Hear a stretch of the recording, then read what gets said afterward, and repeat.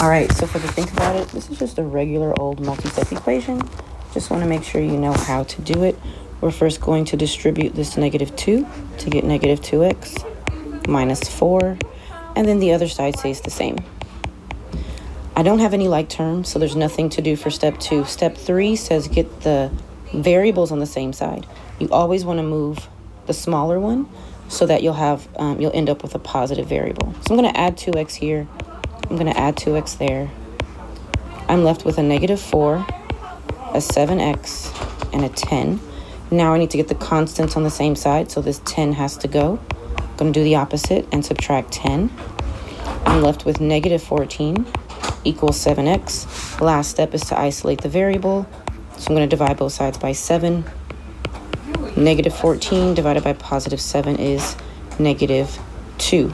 Something we haven't been doing that we need to start is checking our work. So you're going to do this check with me because you didn't do it before.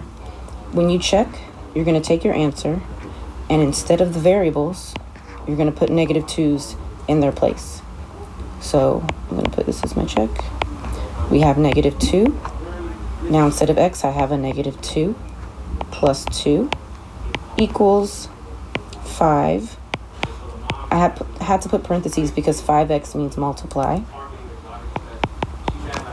So I'm going to do the parentheses first. -2 plus 2 is 0.